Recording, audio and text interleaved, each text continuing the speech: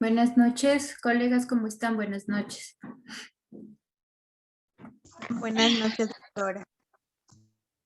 Buenas noches, doctora Cristina. Buenas noches, doctor Víctor. Buenas noches, ¿cómo están con todos? Buenas noches. No sé si me puede ayudar, ingeniero, dice el anfitrión, inhabilitó la función de compartir las pantallas.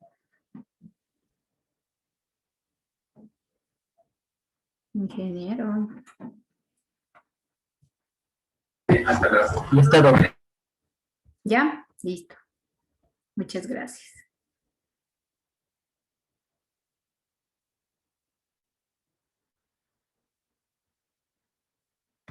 Bueno, esta noche vamos a ver un poco sobre qué es patología frecuente con líquido amniótico, placenta y un poco de cordón umbilical.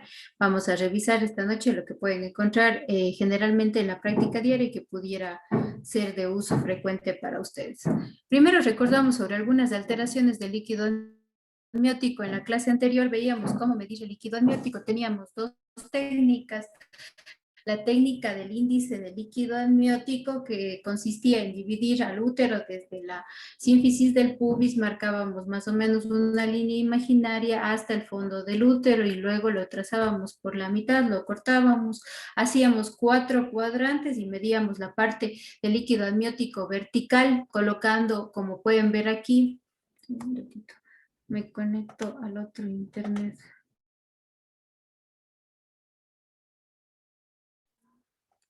Como podíamos ver aquí, en 4 cuadrantes y sumamos. Siempre va a estar en 90 grados el transductor perpendicular y vamos a medir las 4 cuadrantes. Vamos a sumar la longitud vertical o la columna vertical que va desde la parte más alta a esa columna vertical del líquido hasta la parte más externa sin que se crucen partes fetales y sumamos esas 4. Eso sería el índice de líquido amniótico. La máxima columna vertical era de los 4, de todo lo que tengamos de líquido amniótico, de los 4 cuadrantes, vemos cuál es el más amplio, cuál es el más grande y de ahí tomamos nuestra medida.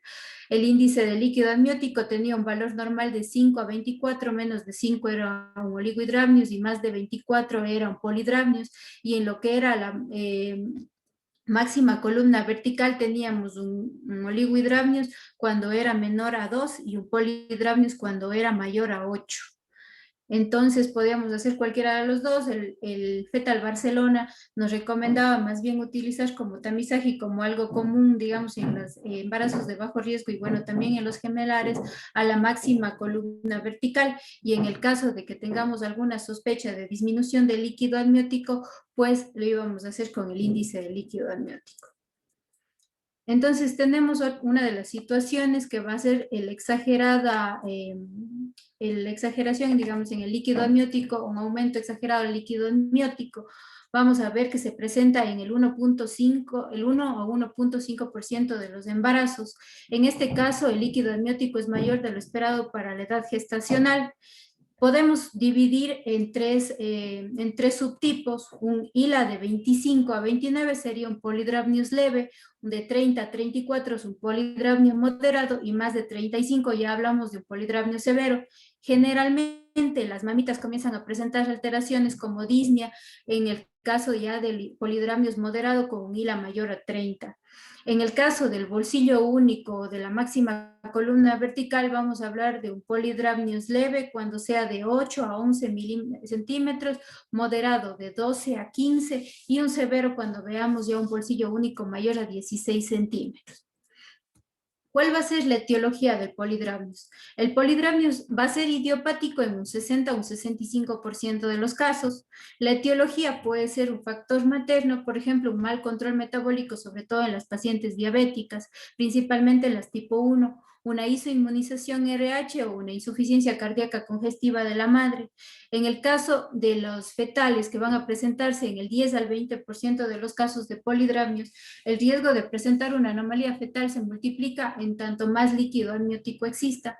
Podemos tener alteraciones a nivel del sistema nervioso central como defectos del tubo neural, a nivel gastrointestinal, que son los más frecuentes por alguna obstrucción, puede ser una atresia esofágica, una atresia duodenal, una gastrosquisis o un onfalocele, masas cervicales como por ejemplo teratomas, bocio, que pueden estar contribuyendo a que no se ingiera esa cantidad de líquido y eso contribuir al polidramnios, masas torácicas por la misma fisiología, anomalías cardiovasculares que también pueden llevar al polidramnios, hidropesía, puede ser fetal inmune o no inmune, anomalías esqueléticas también se han visto relacionadas con el polidramnios, pero en una relación baja del 10 al 20%.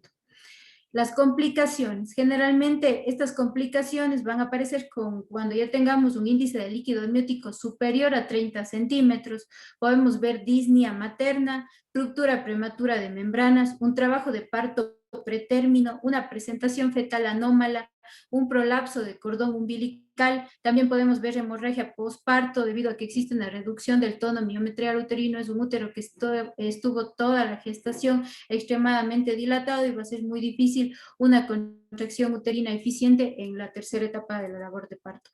El polidramnios vamos a ver, como podemos ver aquí en estas imágenes, aquí hacemos un hila, trazamos nuestros 4 cuadrantes y sumamos. Podemos dividir o debemos dividir a la pantalla en 4 cuadrantes y vamos sumando la columna vertical más grande de cada cuadrante. Aquí, por ejemplo, al sumar los 4 cuadrantes me da un índice de líquido amniótico de 28.9, estamos hablando de un polidramnios leve si usamos la subclasificación.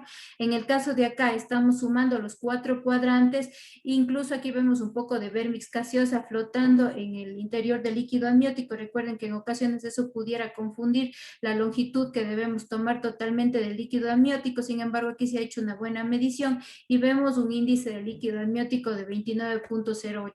Generalmente las máquinas vienen seteados, se puede escoger la opción que dice AFI y nos divide en 4 cuadrantes y va sumando las 4 dimensiones.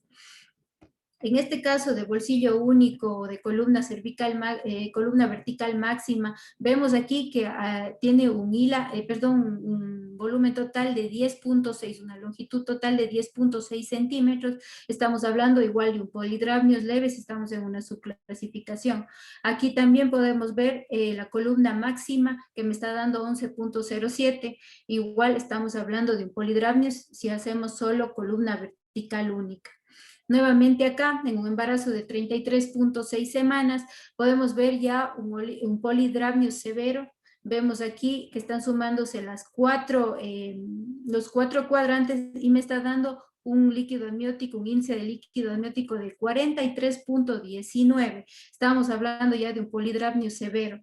En el caso de acá, igual vemos básicamente hay mucho líquido, las partes fetales están flotando prácticamente y vemos un índice de líquido amniótico de 32. En este caso hablaríamos de un polidramnios moderado. En estos casos, generalmente la mamita ya presenta alteraciones como disnea, problemas de ruptura prematura de membranas. En ocasiones se pudiera realizar un amniodrenaje.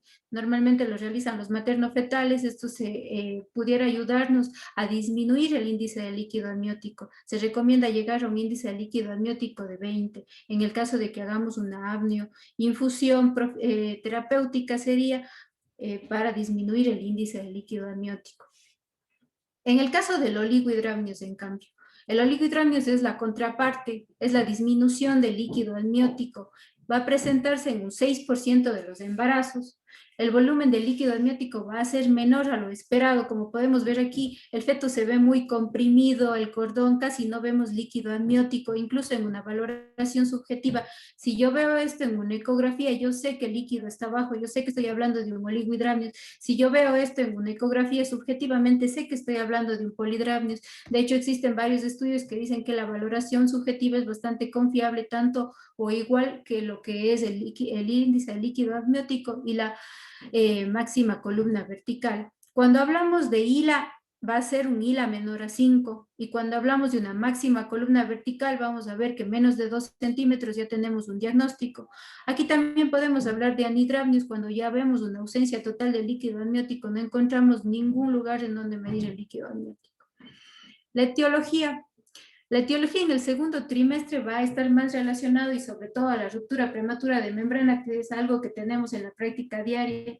El 20% va a estar relacionado a restricción de crecimiento intrauterino. El 15% va a estar relacionado con malformaciones y un 5% va a ser idiopática. En el caso de las causas fetales, la restricción de crecimiento fetal, recuerden que el feto pequeño deja de moverse, redistribuye los flujos y disminuye la cantidad de orina. Gestación cronológicamente prolongada, recuerden que a medida que avanzaba el embarazo llegaba a un tope a la semana 34 y después de la semana 34 el líquido comenzaba a descender.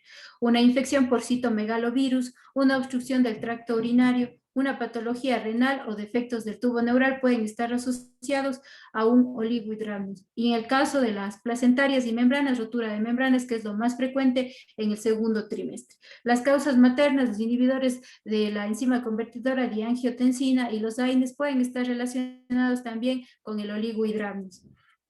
Entonces, en esta imagen podemos ver un feto comprimido, no vemos casi nada de líquido, esto más bien correspondería a un anhidramnios, no veo en dónde medir el líquido amniótico.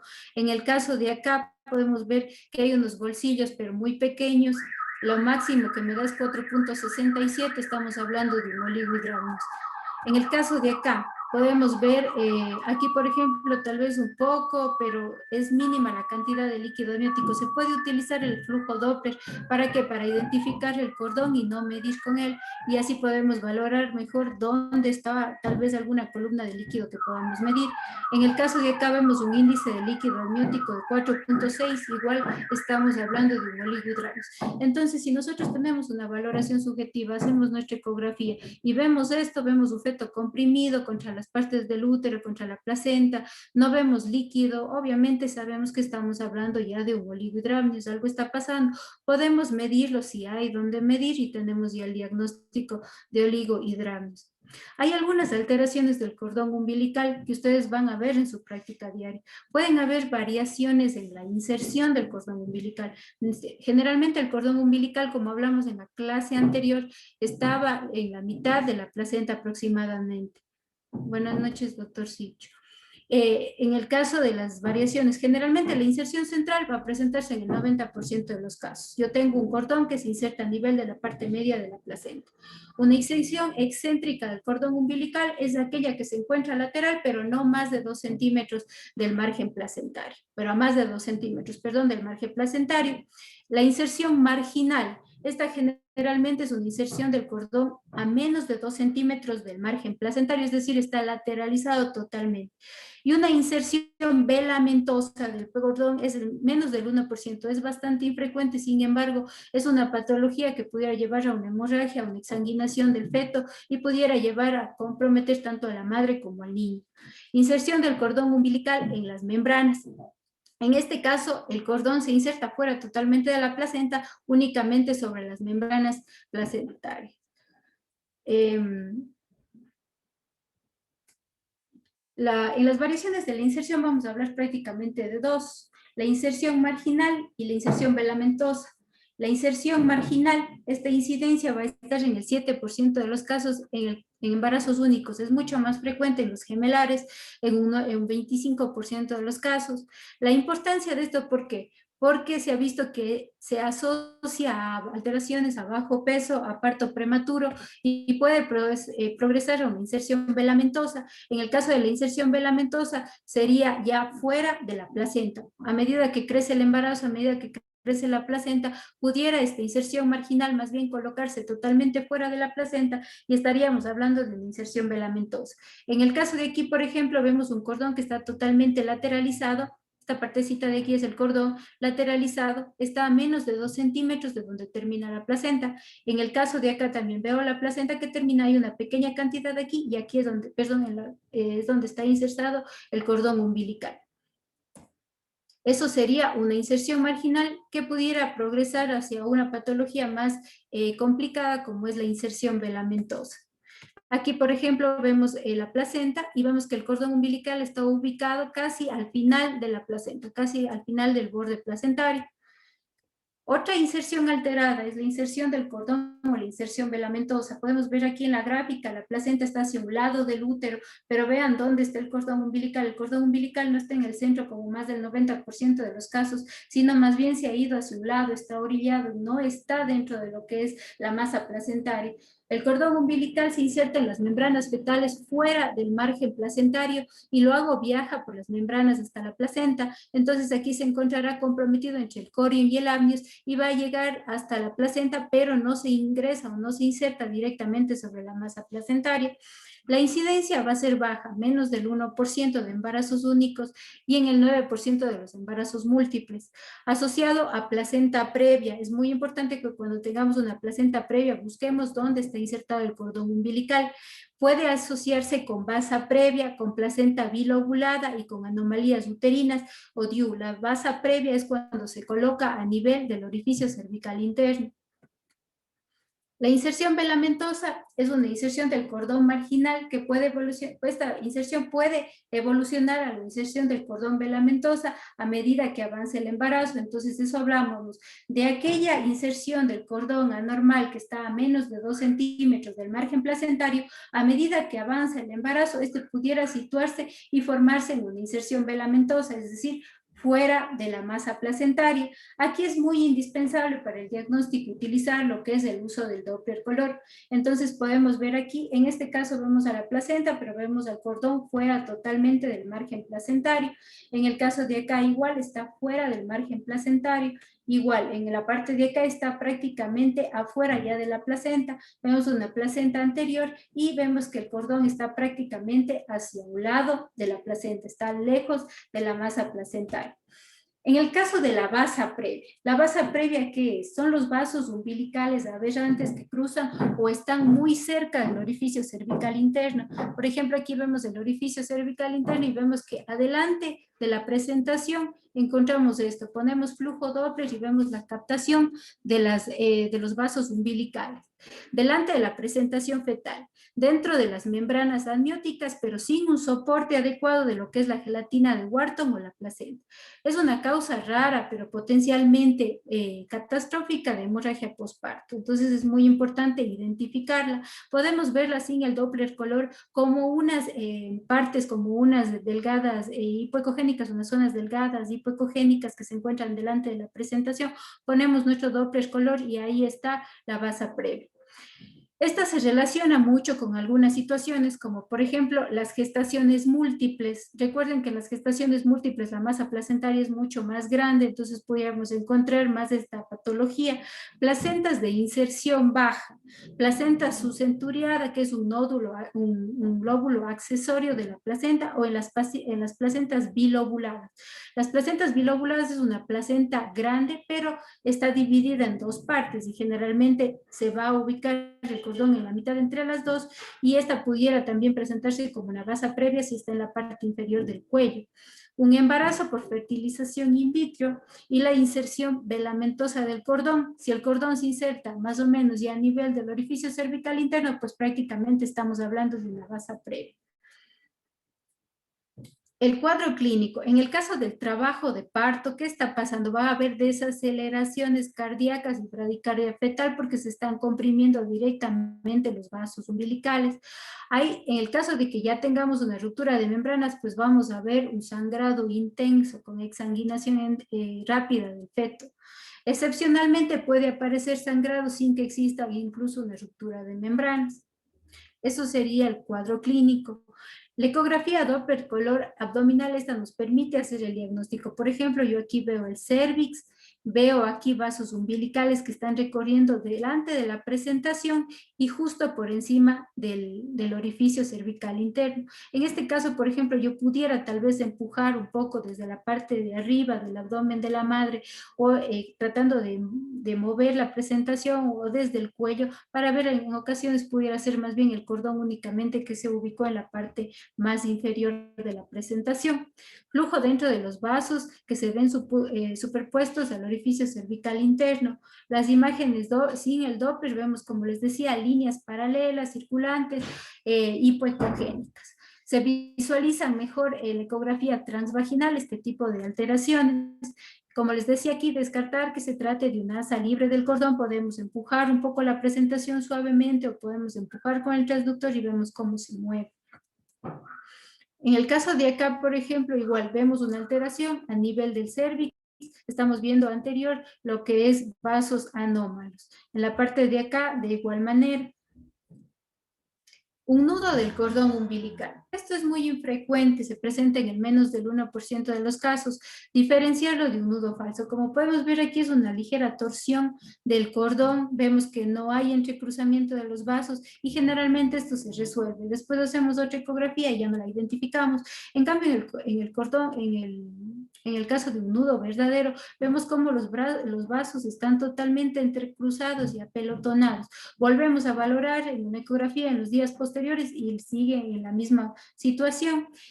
Es de importancia clínica, ¿por qué? Porque se relaciona con asfixia fetal, puede tener también que ver con restricción de crecimiento intrauterino, ya que no le llega el suficiente aporte del bebé y se ha visto mucho en casos de óbitos fetales. El nudo del cordón umbilical va a verse como una tortuosidad a nivel del nudo. Podemos ver aquí el nudo, podemos ver aquí las arterias pulsátiles, todo eso apelotonado. En el caso de acá abajo igual vemos un apelotonamiento, un segmento del cordón umbilical que está vemos un cordón cerca, un lazo muy cercano, puede estar en relación con este tipo de anomalía. Si aparte del apelotonamiento que vemos otro cordón circulante muy cercano. El caso del cordón umbilical recto se puede presentar hasta en un 3.7% de los casos. Como podemos ver, normalmente hablábamos que el cordón umbilical a lo largo de la vida fetal se va a dar muchas vueltas, va a estar muy torsionado. ¿Esto para qué? Para proteger a los vasos que van dentro del cordón, pero en un 3.7% de los casos podemos ver una alteración donde el cordón está sin enrollamiento, sin enrollarse, como podemos ver aquí en esta ecografía. Sin Doppler, que no encontré mayores fotos. En realidad, toda la longitud del cordón umbilical no muestra evidencia de enrollamiento. Como no tiene un enrollamiento, como no tiene la protección que generalmente le da esa enroscada del cordón, ¿qué va a pasar? Puede haber, y está asociado a muerte intrauterina, a nacimiento de un niño muerto, anomalías fetales, a prematuridad, y a compromiso del bienestar fetal, es decir, siempre debemos valorar el cordón umbilical desde su inserción a nivel del ombligo del bebé, a nivel del abdomen del bebé, hasta cuando se inserta a nivel de la placenta. Es muy importante también, obviamente van a ser alteraciones que van a ser muy infrecuentes, sin embargo, no está de más valorar el cordón umbilical. Y el caso del cordón nucal, que es lo más frecuente y es lo que siempre nos reportan los imagenólogos, va a ser la alteración o los bucles del cordón umbilical alrededor del cuello. Cuando es un cordón corporal, es decir, alrededor del cuerpo del feto, no tiene mayor implicación o no tiene mayor importancia, sino a nivel del cuello del feto tiene una prevalencia del 25% cuando es una sola vuelta, 2.5% cuando hay doble vuelta, y es muy infrecuente ver más de 2 vueltas, es decir, 3 vueltas, 4 vueltas es del 0.5%. Sus alteraciones van a estar relacionadas generalmente con el número de vueltas y con lo apretado o no que esté el cordón umbilical, porque sabemos y hemos tenido partos en los cuales sale la presentación fetal, desenrollamos y no ha habido ningún problema, no hemos visto mayor alteración. Generalmente se considera benigno, pero puede asociarse a resultados perinatales adversos. Por ejemplo, en el caso de que haya demasiadas vueltas del cordón, lo que imposibilita la bajada, el descenso de la presentación fetal, puede asociarse a alteraciones en la monitorización cardíaca. Entonces, depende cuántas veces esté enrollado.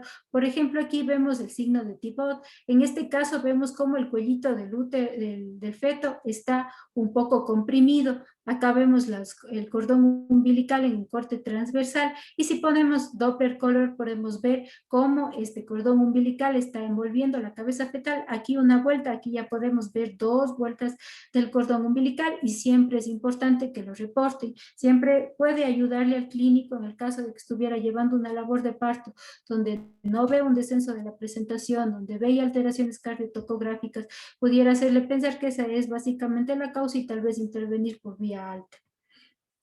Hay también quistes del cordón umbilical, hay quistes verdaderos y quistes falsos. Los quistes verdaderos pueden presentarse solo en el 3.4% de los embarazos en el primer trimestre y solo un 20% persisten más allá. Se ve como esta zona anecogénica con bordes hiperecogénicos que va a estar alrededor del cordón, generalmente a nivel de la inserción del cordón umbilical. Se divide en falsos o pseudoquistes, que es solo una acumulación de la gelatina de Wharton, y los verdaderos que están ubicados a nivel ya del extremo fetal. Se ha visto asociación con hidronefrosis, como los onfaloceles y el divertículo de Meckel. Entonces también podemos encontrar quistes a nivel del cordón umbilical. Son algunas de las patologías más frecuentes. En el caso de la placenta va a tener una variedad de presentaciones, una variedad de alteraciones. Por ejemplo, en su forma, no existe una sola forma de placenta. Hay la placenta circunvalada, como le vemos aquí, tanto el corium como el amnio se retraen y forman una doble capa alrededor de la placenta. Las membranas fetales se doblan en el lado fetal alrededor del borde de la placenta. Entonces vemos aquí tanto como el corium y el amnio se han introducido hacia la parte fetal de la placenta y forman un anillo doble. Aquí podemos encontrar 4 capas, entonces. Este anillo está compuesto por una doble capa de corium y una doble capa de amnios y tecido. ¿Cuándo vamos a sospechar? Cuando veamos los bordes de la placenta un poco levantados. En este caso podemos ver aquí como una muesca de la misma placenta hipoecogénica que se levanta. Las complicaciones pueden deberse a si son parciales o si son totales. En este caso vemos una placenta circunvalada total, es decir, toda la longitud, todo el espesor de la placenta se encuentra cubierta por estas 4 capas de corium y de amnios. ¿Por qué es importante? Porque se ha visto que se relaciona mucho con desprendimiento prematuro de la placenta, con oligohidramnios, con una restricción de crecimiento fetal, con una monitorización fetal alterada, con un parto prematuro y con abortos espontáneos. La placenta circunvalada, como podemos ver entonces, su borde libre o el borde al final de la placenta, vemos cómo existe un levantamiento. ¿Por qué? Porque hay un anillo fibroso formado por las 2 capas de amnios y las 2 capas de corium que se han enrollado y se han puesto alrededor del borde placentario. Igual acá podemos ver el borde de la placenta llega y se hace una muesquita, llega y se vuelve una muesca. Borde periférico del tejido coriónico que aparece como borde ecodenso. Entonces vemos nuestra placenta, seguimos el trayecto de la placenta, sin embargo vemos que no termina como es normal en contra de la pared del útero, sino más bien se va hacia arriba como una muesca, la placenta circunvalada. La placenta bilobulada, que decíamos que se asocia mucho con la basa previa y con la inserción velamentosa, más que nada con la basa previa. En el caso de aquí vemos también llamada placenta bipartita. En este caso vamos a ver 2 masas placentarias del mismo tamaño. Si hay más de 2 lóbulos, se denomina trilobulado, pero generalmente son del mismo tamaño. Si el segundo lóbulo es más pequeño, esto se conoce como placenta subsecturiada o placenta accesoria. El 4% va a presentarse de los embarazos. Puede ser una atrofia placentaria en el centro, bien sea por una mala desidualización, una mala penetración de la placenta hacia el miometrio, y vemos esta forma de la placenta con 2 lóbulos, es decir, dividida por la mitad, y generalmente el cordón tiende a colocarse a este nivel. Si esta placenta estuviera a nivel del cuello y yo veo el primer lóbulo a nivel de la cara anterior, el segundo lóbulo a nivel de la cara posterior, pues estamos hablando de una basa previa en ese caso. La placenta bilobulada. Son 2 discos placentarios separados casi de igual forma, como les decía. Por ejemplo, aquí vemos una placenta, 2 placentas, básicamente tienen el mismo tamaño, y vemos al cordón umbilical saliendo del centro.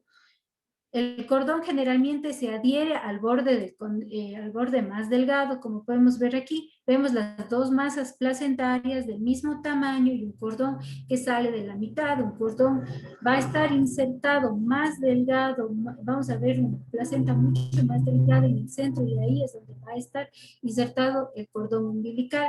Con menos frecuencia, el cordón puede colocarse hacia uno de los 2 lados. La importancia es que se asocia más con una inserción velamentosa. Si aquí está muy adelgazado y me queda casi solamente membranas, pues yo estoy hablando de una inserción velamentosa, y en el caso de que estuviera en el orificio cervical interno, pues estoy hablando de una basa previa. Hay un mayor riesgo de hemorragia postparto, de ahí su importancia. Otra alteración es la placenta accesoria, que esta es un poco más frecuente y que la solemos encontrar después en el caso, por ejemplo, de las hemorragias postparto. Nos encontramos a veces con retención de restos placentarios y a veces no tomamos en cuenta, o es una paciente que nos está sangrando mucho después del alumbramiento, y vemos y encontramos después, cuando ya revisamos, cuando hacemos una valoración en quirófano, encontramos en ocasiones este lóbulo accesorio, denominado también placenta suceturiana. Lóbulo placentario accesorio es más pequeño a diferencia de la bilobulada. La bilobulada, recuerden que son dos masas de placenta y en el centro el cordón generalmente. En cambio aquí una masa placentaria va a ser más grande, una masa placentaria más pequeña. Puede haber más de un lóbulo y la incidencia es de 2 por cada 1000 embarazos. Hay un lóbulo más pequeño, con las mismas condiciones, digamos, de una placenta, es decir, una masa hipoecogénica que está separada de la gran masa, y es importante establecer la ubicación de cualquiera de estas. Por ejemplo, aquí vemos la placenta y vemos aquí otro lóbulo más, aparte de la placenta, que normalmente ya la habíamos visto. Aquí, por ejemplo, vemos el cérvix. Si aquí ya estamos viendo que a este nivel hay vasos umbilicales, pues estaríamos hablando de una basa previa. Aumenta la incidencia de basa previa, que es exactamente lo que estoy diciendo, y obviamente va a existir una mayor incidencia de hemorragia postparto, bien sea por esta rotura de los vasos umbilicales, que en el caso de que estuviera en el cérvix, o en el caso de una retención de restos placentarios, porque es una de las principales causas para una hemorragia postparto. Aquí podemos ver más fácil todavía, vemos aquí la placenta en su totalidad y vemos otro lóbulo de placenta del mismo material, similar acerca de la placenta grande. Otra placenta muy rara es la placenta membranácea. Esta es muy delgada, va a estar cubriendo casi en su totalidad al útero, a la parte interna del útero, también conocida como placenta difusa. Es delgada, como podemos ver aquí apenas se ve el cordón umbilical.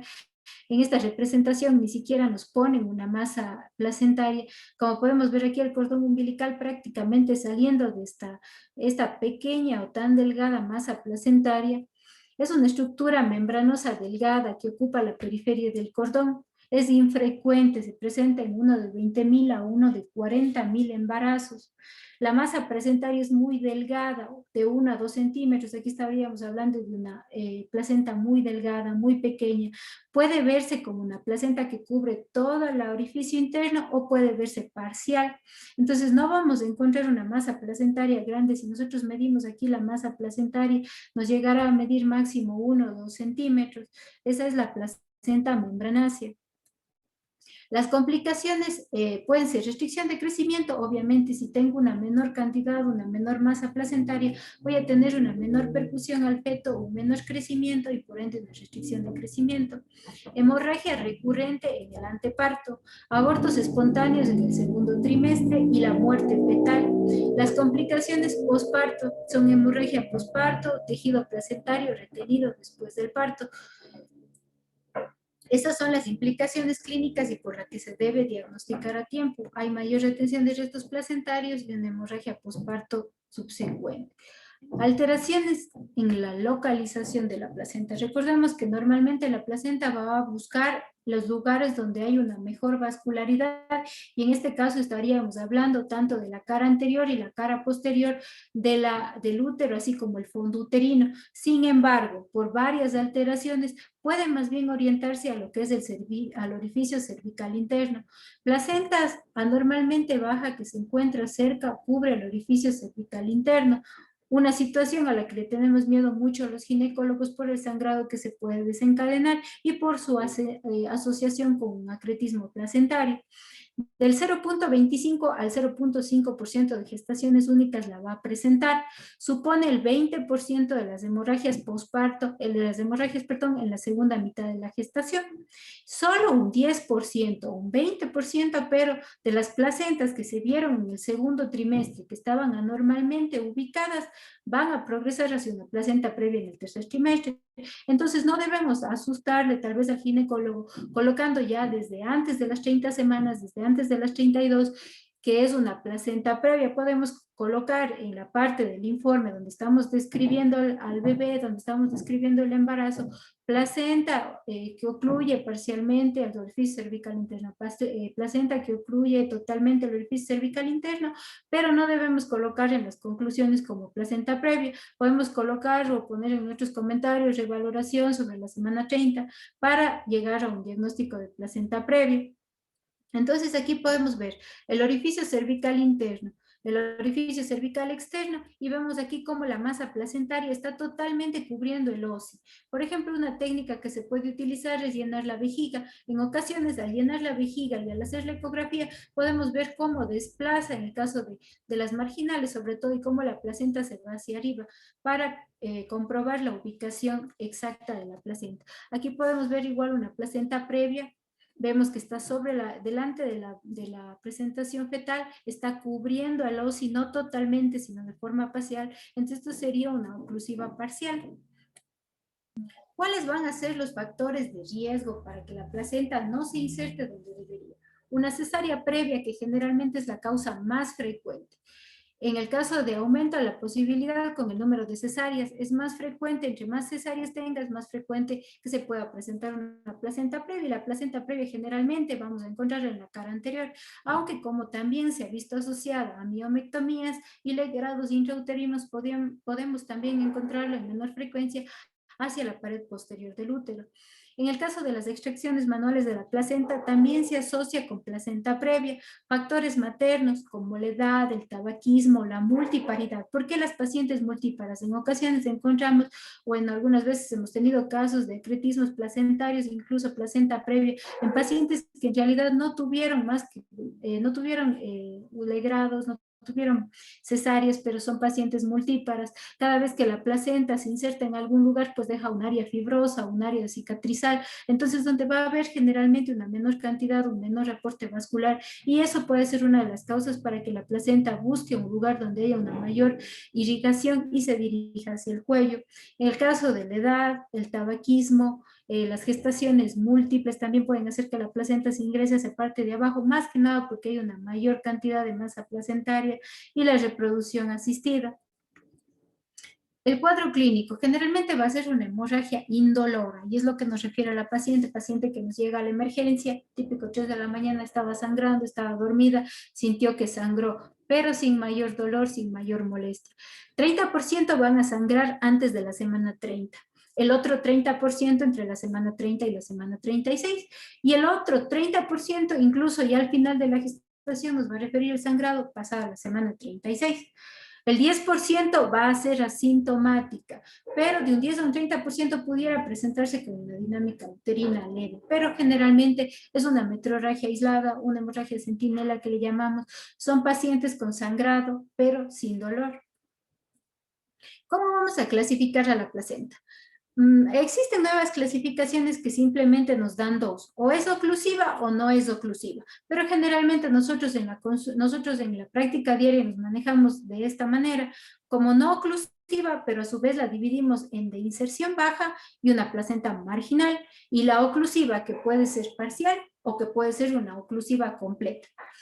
En el caso de la placenta marginal, vemos que alcanza el orificio cervical interno, como podemos ver en la parte de acá, vemos el orificio cervical interno, la llega al orificio cervical interno, pero no lo atraviesa, se encuentra hasta aquí, hasta el orificio cervical interno. Eso se conoce como marginal, no oclusiva, marginal. Llegó al borde interno, llegó al orificio cervical interno, pero no lo atravesó. Y la de inserción baja, como podemos ver acá, en el caso de acá vemos que la placenta, el borde placentario se encuentra lejos del orificio cervical interno, como podemos ver aquí. En este caso va a haber un borde menor a 2 centímetros, pero ya está alejado. O sea, si hay una distancia entre el orificio cervical interno y el borde de la placenta. Esa sería una no oclusiva de inserción baja. Y la que llega hasta el margen, hasta el borde interno de la placenta, hasta el borde interno, perdón, del orificio cervical interno, pues es una no oclusiva parcial o no oclusiva marginal, perdón. Recordemos que el cérvix, el cuello uterino, eran dos masas cilíndricas, generalmente del mismo tamaño, hipocogénicas en el centro. La línea cervical o el orificio o el canal cervical interno se veía más bien como una línea hiperecogénica. Entonces, esto nos sirve mucho para saber en dónde estamos y ubicarnos. En este caso, nuevamente, la placenta llega solo hasta el borde. Tenemos una placenta no oclusiva marginal hasta el margen. Y llamamos placenta de inserción baja si tenemos un borde inferior dentro de los 2 centímetros, pero que está alejada del orificio cervical interno. Si yo tengo una placenta baja, pero le veo más de 2 centímetros, me quedo tranquila, sobre todo si estoy en el segundo trimestre, porque es una placenta que generalmente va a subir, va a migrar, como solemos decir, y se va a ubicar, bien sea en la cara anterior o en la cara posterior. En el caso de la oclusiva, puede dividirse en dos, una parcial y una total. La oclusiva parcial, en este caso va a llegar al cérvix, pero no lo va a cubrir totalmente. Aquí podemos ver el cérvix, vemos aquí el orificio cervical interno y vemos que esta placenta llega y le sobrepasa al orificio cervical interno. Está aquí la presentación, está la placenta, vemos el orificio cervical interno, pero vemos que no lo cubre totalmente. Y en el caso de la total, vemos aquí, es el primer dibujo que habíamos valorado, vemos aquí el orificio cervical, vemos el cuello, el orificio cervical interno, el orificio cervical externo, y vemos cómo la placenta cubre totalmente al orificio cervical interno, no queda nada sin masa placentaria. ¿Cuál es el diagnóstico? ¿Cómo vamos a hacer el diagnóstico? El diagnóstico se pudiera uno ya tener una sospecha al hacer una ecografía abdominal, que es lo que generalmente realizamos en las pacientes embarazadas, pero el diagnóstico se debe realizar por la ecografía transvaginal. Como podemos ver aquí, la ecografía transvaginal tiene un mayor peso en el diagnóstico que la ecografía abdominal y siempre sobre la semana 32. El diagnóstico sería sobre la semana 32. La relación de la placenta con el osis. Si yo veo una placenta que está más allá de 2 centímetros antes de la semana 26, no me asusto, no va a progresar. La posibilidad de resolución va a ser del 100%. Si yo veo una placenta que está a menos de 2 centímetros del orificio cervical interno hasta la semana 26 y pasando a la semana 26, se ha visto que hasta solo el 89% van a colocarse en una posición adecuada, pero podemos tener ese resto de 11% como una placenta previa, entonces a una paciente a la que le vamos a dar seguimiento. ¿Cómo va a ser el diagnóstico? Tenemos varias pautas para el diagnóstico de la placenta previa. Primero, como ya habíamos dicho, una ecografía transvaginal. El transductor se debe introducir con mucho cuidado. No está contraindicada la ecografía transvaginal, lo que sí está contraindicado es el tacto vaginal, por ejemplo. El transductor se debe introducir cuidadosamente, eso sí, hasta el labio anterior y no presionar excesivamente. Nos podemos separar 1 a 2 milímetros del orificio del fornix anterior del labio y nos podemos hacer un poquito hacia atrás, 1 a 2 milímetros para poder visualizar mejor. Visualizar todo el segmento inferior, tanto a nivel anterior, a nivel posterior y lateral para delimitar de forma correcta hasta dónde está llegando la placenta. El canal cervical debe quedar claramente en la pantalla mediante los movimientos del transductor, antero, posterior, lateral y rotación. Yo debo ver totalmente esa placenta. Aplicar el Doppler color, ¿para qué? Para descartar una basa previa o para descartar también una alteración de la inserción placentaria, que sería ya un acretismo. Localizar la inserción del cordón. ¿Dónde está mi cordón? Recuerden que esta se asocia un poco más a lo que es basa previa. Si se asocia más a base previa, pues debo localizar también el cordón umbilical. Valorar signos de acretismo, especialmente en la placenta previa que haya sido secundaria a una cesárea. Eso es donde más debo valorar la posibilidad de que exista una inserción anómala de la placenta. Entonces, en este caso de acá, podemos ver el cérvix, vemos el orificio cervical y vemos que la placenta llega, pero llega solo hasta el margen. Entonces, esta sería una no oclusiva marginal. ¿Ya? Una no oclusiva. ¿Para qué llenamos la vejiga? Normalmente nosotros una ecografía transvaginal la vamos a hacer con la vejiga vacía, pero sin embargo esto pudiera empujar un poco a la placenta y dejarnos ver mejor la localización. En el caso de acá, por ejemplo, igual vemos el cérvix, orificio, el canal cervical, pero vean hasta dónde llega la placenta. La placenta no está tocando el orificio cervical interno. La placenta se ha quedado más o menos aquí 0.98 centímetros, entonces es una placenta de inserción baja, no oclusiva, de inserción baja. En el caso de acá, por ejemplo, igual podemos ver el orificio cervical interno, vemos la masa placentaria que está acá, está lejos la masa placentaria, esta es la presentación, la masa placentaria está acá, estamos más o menos a 1.80 centímetros, es una placenta de inserción baja. En el caso de acá, por ejemplo, vemos el cérvix, el orificio, el canal cervical, vemos a la placenta y vemos la presentación fetal, pero vemos que la placenta está llegando justo solamente hasta el borde del orificio cervical interno, pero no la traspasa. Entonces, esta es una oclusiva marginal, una no oclusiva marginal, porque está al margen, no ha llegado, llega hasta el OSI, pero no lo atraviesa. En el caso de acá, podemos ver igual, un orificio cervical interno, orificio cervical externo, el canal cervical, podemos ver aquí las puntas de flecha y vemos aquí la masa placentaria, está lejos del orificio cervical interno, aproximadamente, qué sé yo, unos 1 centímetro, 1.5, entonces es una placenta de inserción baja, no oclusiva, de inserción baja. Estas placentas se van a asociar mucho con lo que son alteraciones en la inserción o en la adherencia de la placenta. Por ejemplo, en este caso, si ven la presentación, la doctora Verónica Vázquez me ha mandado, no veo la presentación. Sí se ve, doctora, está bien, sí se ve. Ay, ya, perdón, pensé que estaba hablando solito. Las alteraciones en la adherencia. Entonces, ¿qué alteraciones vamos a ver en la adherencia placentaria? Ahí así se ven. Acreta, increta y percreta. Otra situación que nos pone a los ginecólogos a veces de cabeza, el acretismo placentario va a ser una adherencia o va a estar adherida, pero simplemente al miometrio va a ser una adherencia exagerada de la placenta al miometrio. Esta va a presentarse en la mayoría de los casos. El 75% va a deberse a un acretismo y es lo que generalmente se ha visto. Una acreta, una increta, yo he visto una sola vez una percreta, increta, invade al miometrio. Entonces ya vemos un borde, un miometrio mucho más adelgazado, que está totalmente ya casi comprometido por la placenta. Esta se va a presentar en un 18%. Y la percreta es aquella que sale de la serosa, ya invade otros órganos. Generalmente va a irse hacia la vejiga, porque recuerden que se asocia más a cesárea. La cesárea la realizamos en el segmento, en la parte anterior, que está en relación casi directa con la vejiga, entonces va a ser más frecuente que se vaya hacia la vejiga.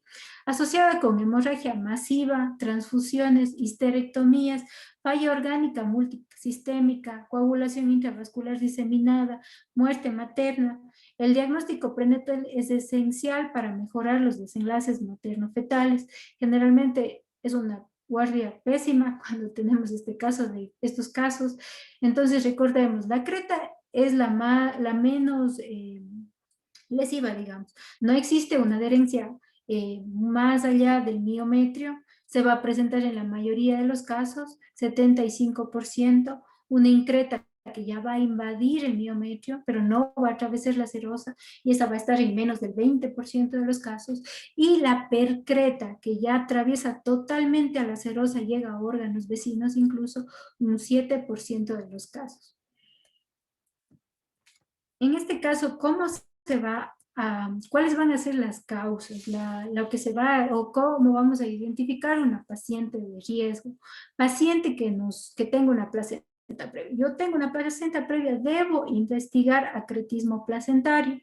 Cesárea previa, sobre todo la asociación placenta previa, cesárea previa, nos hace pensar en la probabilidad de que haya un acretismo placentario. Anomalías uterinas, cirugías uterinas previas, dilatación dilataciones y legrados, miomectomías, edad materna mayor a 35 años, la multiparidad, todo esto nos puede llevar a una alteración en la inserción placentaria. Si la paciente no es si la placenta no es una placenta previa, el riesgo sí disminuye. El riesgo de acretismo placentario, si existe una placenta previa, aumenta en relación al número de las cesáreas que ha tenido la paciente. Si no tuve ninguna cesárea, la paciente tiene una probabilidad baja del 3% de irse hacia un acretismo placentario. Si yo ya tuve una cesárea previa y tengo una placenta previa, tengo un 11% de probabilidad de un acretismo placentario. Si la paciente ya tuvo 2 cesáreas previas, tiene una placenta previa, tengo un 40% para que me progrese a un acretismo placentario. Si tengo 3 cesáreas previas más una placenta previa, pues yo ya llego al 61% de posibilidades de un acretismo placentario. Y en el caso de 4 o 5 cesáreas, que todavía vemos eso, vamos a tener un riesgo hasta del 67% de que se produzca una alteración en la inserción placentaria y que se dé un acretismo placentario. La placenta acreta es el extremo más leve de la adherencia placentaria. Por ejemplo, aquí vemos que se pierde esa interfaz. Recuerden que cuando valorábamos a la placenta normal, teníamos 2 zonas. Una zona más hipoecogénica hacia la parte posterior a la unión con el miometrio. Por ejemplo, esta de acá abajo es una placenta normal. Vemos la masa placentaria, pero vemos esta capa de Nita-Bush que se llama, o es una zona más hipoecogénica hacia la inserción en el miometrio. Entonces vemos que aquí se pierde, aquí vemos todo del mismo color, vemos hipoecogénica totalmente. Para no perdernos, lo que podemos hacer es irnos desde el fondo, llevar el transductor hasta el fondo y ver, vamos viendo, vamos valorando en un corte longitudinal pudiera ser cómo ese borde, cómo ese miometrio se va adelgazando hasta la parte donde se encuentra la placenta. Podemos ver estos lagos venosos, que si aquí colocaríamos Dopplers, podemos ver Doppler color, y vemos que el miometrio se encuentra muy delgadito. Las vellosidades placentarias se extienden más allá de los confines del endometrio. Se adhieren a la cara superficial del miometrio, pero sin una invasión profunda, que sería ya una increta. Una de cada 7,000 embarazos. Se debe excluir el diagnóstico de placenta acreta, especialmente en una paciente que tenga una cesárea anterior. Pacientes que ya hemos tenido con 3, 4 cesáreas, siempre, y aquí vemos la importancia del Doppler en todo lo que es ginecología, desde que empezamos el módulo, vemos que en todo se puede colocar color Doppler, en todo, absolutamente en todo nos puede ayudar a diferenciar diagnósticos, nos puede ayudar en nuestro diagnóstico, muy importante que su ecógrafo tenga un Doppler. La placenta increta, en cambio. La placenta increta vemos que es un nivel intermedio entre lo que es el acretismo y lo que es el percretismo. En el aspecto de implantación normal, las vellosidades placentarias se extienden más allá de los confines del endometrio y ya más bien invaden a todo el miometrio. Por ejemplo, aquí también vemos una pérdida de la interfaz, no vemos esa línea hipoecogénica y miren el miometrio, es muy delgadito. Incluso en algunas bibliografías dice menos de 1 milímetro. Entonces tengo un miometrio como una capa totalmente delgada. Las vellosidades, puede haber una obliteración focal de la zona hipoecogénica retroplacentaria. Entonces, bien puede estar, como les decía, vengan desde el fondo van viendo el miometrio y ven cómo se adelgaza y vemos cómo la placenta pierde esa interfaz de lo que era hipoecogénica en la zona posterior y más bien se ve ya como un todo con el miometrio. Incluso aquí vemos la vejiga por delante y vemos que hay una división muy delgada entre la vejiga y esta placenta. Aquí, por ejemplo, ponemos el Doppler color, vemos que está casi, básicamente pasándose casi ya hacia la vejiga. No ha invadido todavía la vejiga, pero vemos como hay una capa muy, muy delgada de miometrio. En el caso del percretismo, el percretismo ya es una lesión muy grave, menos común, extensión transmural, es decir, ha atravesado todo el miometrio, ha llegado a la serosa y atravesó la serosa. Aquí vemos la placenta atravesó la serosa y protruye hacia los órganos vecinos. Lleva a graves riesgos tanto para la madre como para el feto. Sabemos que esto es una histerectomía, obviamente, en ocasiones incluso debemos pedir ayuda al cirujano. debemos pedir ayuda al urólogo, etcétera, dependiendo de los órganos que se encuentren comprometidos. Los signos ecográficos para un acretismo placentario, como les decía, va a haber un marcado adelgazamiento o pérdida de esa zona hipoecoica de la parte posterior de la placenta. Y es lo que se ve, vemos aquí, por ejemplo, una zona muy delgadita y aquí vemos la vejiga.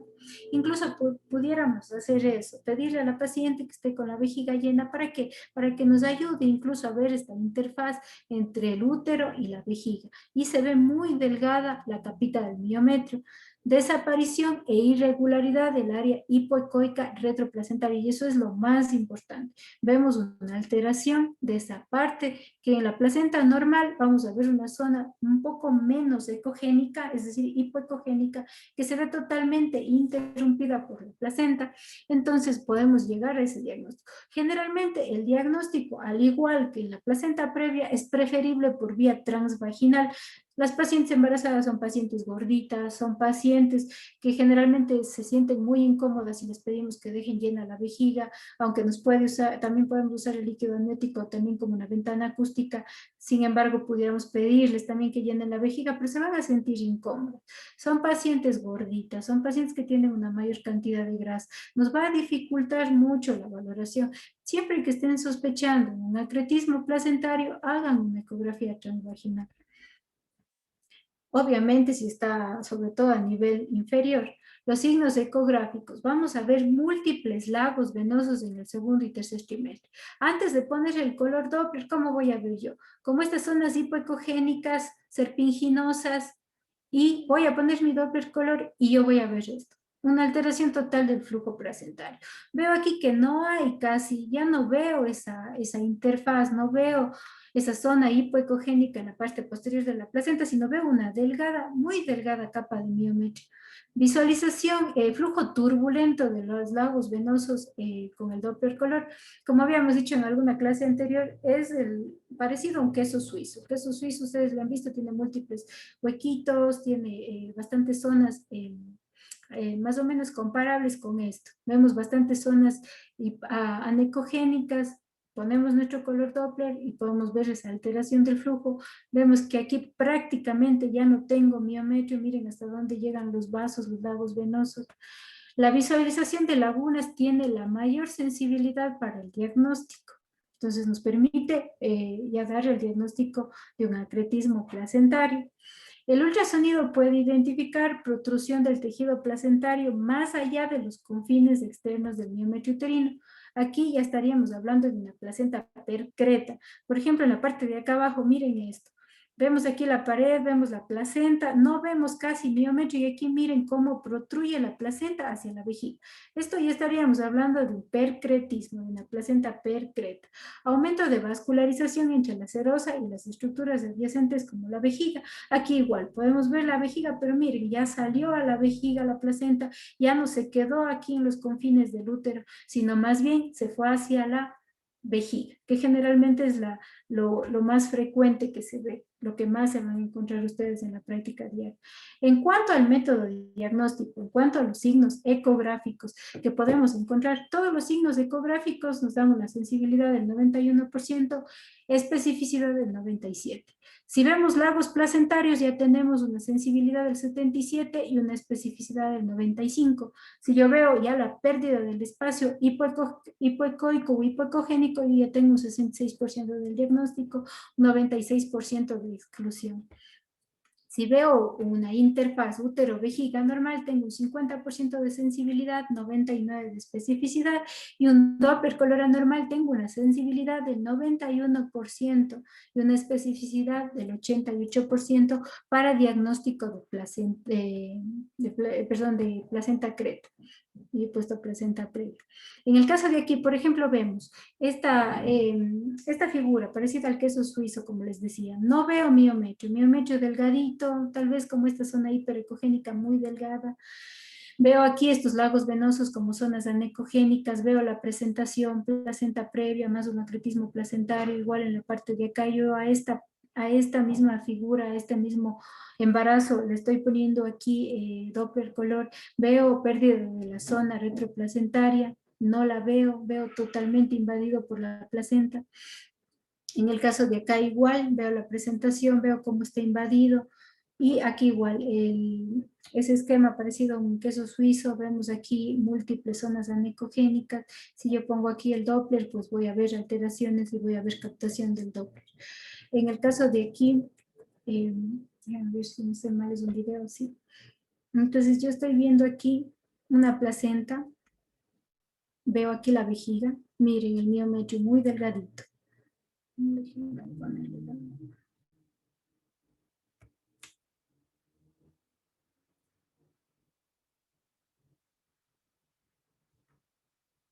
Entonces, esta es una ecografía.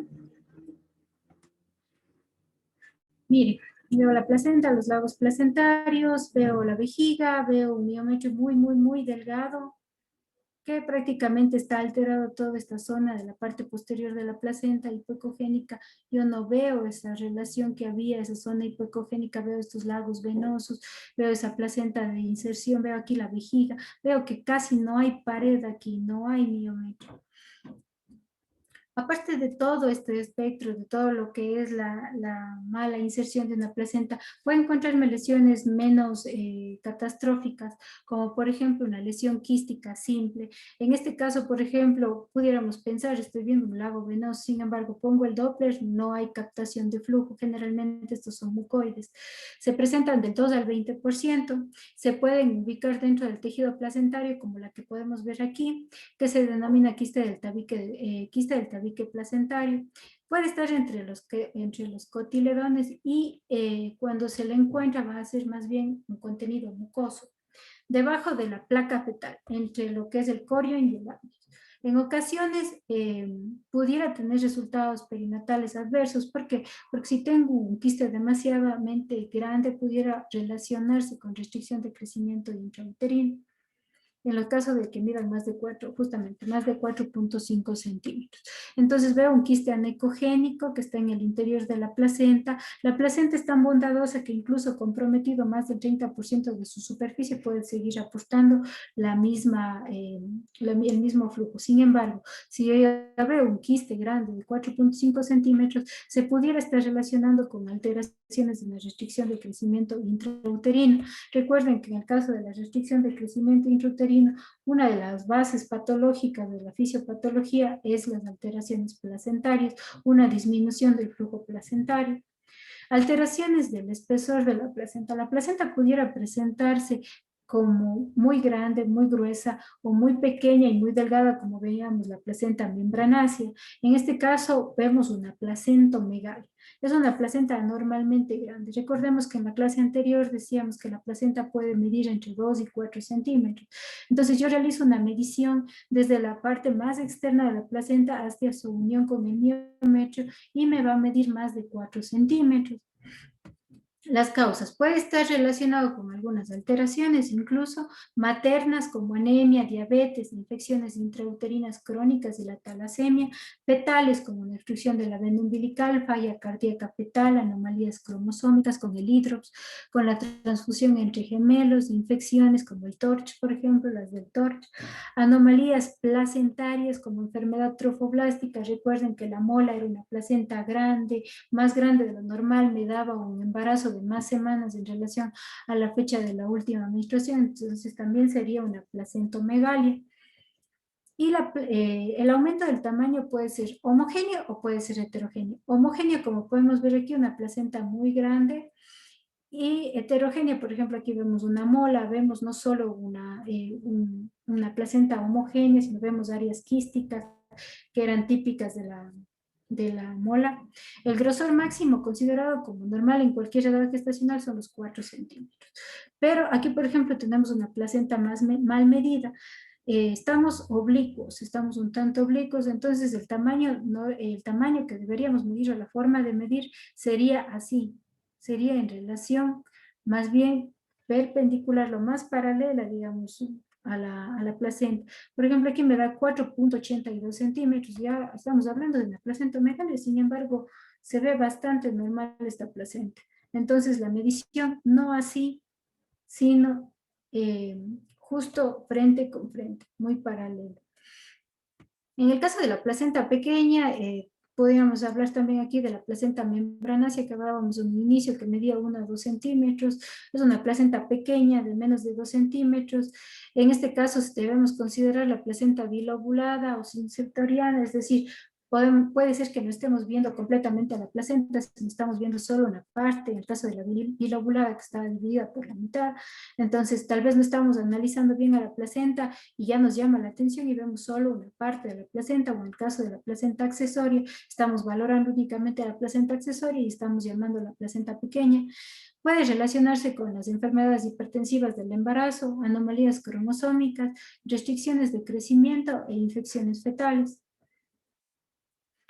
También vamos a encontrar, como en todo, vamos a encontrar también tumores a nivel de la placenta. Dos tumores frecuentes a nivel de la placenta, el coriongioma y el teratoma placentario. El coriongioma de la placenta. Estos son tumores placentarios vasculares benignos de origen placentario. Yo lo he visto una vez, se relaciona con amenaza de parto pretérmino de una paciente. Llegó a medir 5.5 centímetros, menos de 1% de todos los embarazos. Los síntomas van a ir de acuerdo al tamaño. La mayoría miden menos de 4 centímetros y van a estar localizados cerca del cordón umbilical. El marcador de este es el alfa-fetoproteína. Un alfa-fetoproteína elevado nos puede hacer el diagnóstico de un coriongioma placentario, sin embargo es una entidad generalmente benigna. Va a estar cerca de la inserción del cordón y sobresale a la cavidad amniótica. Eso es algo un tanto frecuente, como podemos ver aquí, tiene captación al Doppler, es muy circular. Contiene áreas anecoicas y heterogéneas porque pueden existir procesos degenerativos, separado del tejido placentario y raramente van a ser pedunculados. En el Doppler vamos a ver un flujo pulsátil de baja resistencia dentro de las áreas quísticas. Puede sufrir también infartos este coriongioma. También pudiera estar relacionado con una restricción de crecimiento intrauterino debido a que le está robando una parte de la placenta, una parte del flujo al feto. Entonces también pudiera estar relacionado con restricción de crecimiento intrauterino. Igual aquí vemos una zona más hipoecogénica de la placenta, ponemos el Doppler y vemos esta captación al Doppler, vemos estos bordes diferentes. Acá un poco ya más, un poquito más definido, redondeado.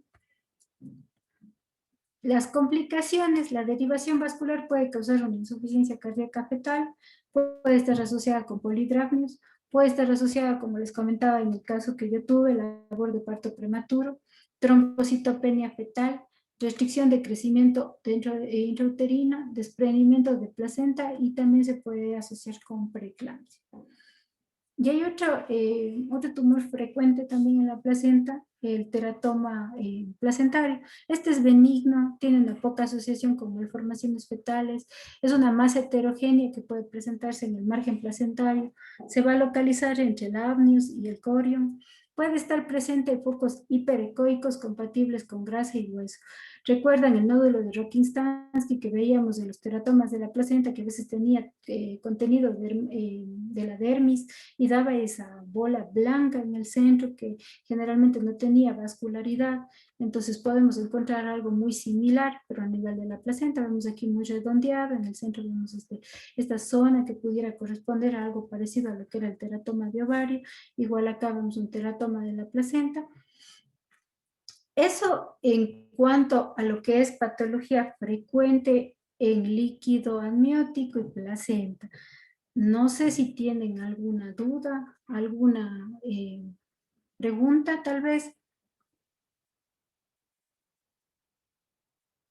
Parece que no hubiera muchas cosas en la placenta, sin embargo hay bastante patología, pero obviamente vamos a ver siempre lo más frecuente, lo que ustedes pueden encontrar en su práctica diaria.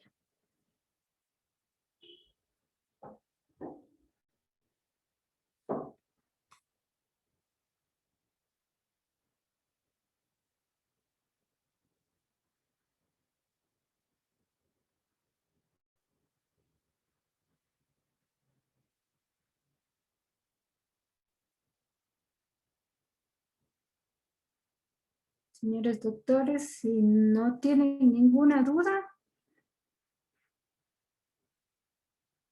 Yo tengo una pregunta, Doc. Dígame, doctor Jorge. En ese teratoma que dijo usted, entonces, la imagen que nosotros vamos a observar en ecógrafo va a ser una imagen hiperecoica con sombra acústica posterior o cómo se ve exactamente? Sería así, más o menos, ha visto una pokebola del Pokémon, digamos así, del Ujú. Pokémon, tiene una bolita blanca en el centro, ya, va a Sí. ser una zona hipoecogénica muy redondeada y en el centro vamos a tener esta zona de mayor ecogenicidad, que no me da tanta sombra acústica porque no es una calcificación, sino más bien, sí estoy mostrando, ¿no es cierto? No, no. No, solo lo estamos viendo usted. A ver, perdónenme, todavía no me acostumbro tanto a la virtualidad.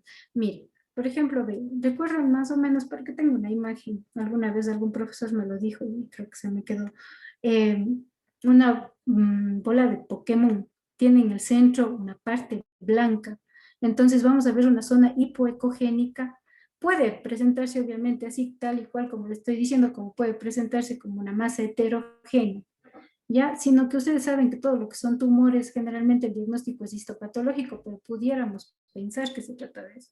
Entonces vemos una zona hipoecogénica, en el centro vemos esta zona con mayor ecogenicidad, pero la sombra acústica no es tan marcada. ¿Por qué? Porque no estamos hablando de una calcificación, no estamos hablando de un material totalmente sólido, sino aquí que puede estar sebo, dermis, entonces vamos a verle más bien así como esta imagen hipoecogénica y a veces en el centro vemos esta bolita más blanca, más hiperecogénica, o también puede presentarse, por ejemplo, acá no veo totalmente esa masa, sino yo veo aquí zonas hipoecogénicas, díganme. Nunca me puedo deshacer de estas líneas asquerosas que tengo aquí. Nunca me han gustado. Eso, do. Siento como que son práctico. Ya listo, gracias. Doctor, es una pregunta, ¿verdad? En realidad, a mí me pide, bueno, me dieron unos temas y es lo que les he estado dando.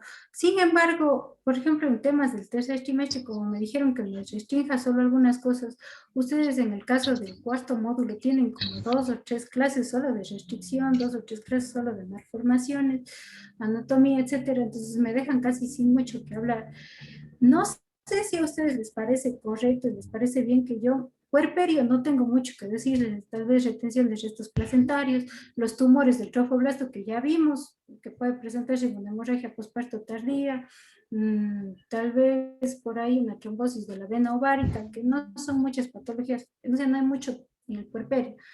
Entonces, no sé si les parece, si hacemos toda una clase mañana de eso, de lo que sería el tercer trimestre, que ya no me queda mucho de qué hablar, porque generalmente en el tercer trimestre yo veo anomalías del crecimiento, y ahí entra restricción de crecimiento intrauterino, que ustedes van a ver como en 3 clases con el doctor materno-fetal, y puerperio. Entonces, para hacer, no sé, una sola, y les parece si el viernes les doy una recapitulación, desde la primera clase hasta la última. No sé, no sé Sí, qué doc, dicen me ustedes. parece bien. Sí, porque en realidad puerperio es lo que me piden al último. Me dice clase de puerperio, pero no le veo mucho, no tengo mucho material en realidad. Entonces no sé si adjuntarle eso al día de mañana y el día viernes vemos desde el principio, desde el útero no gestante hasta cuando se termine.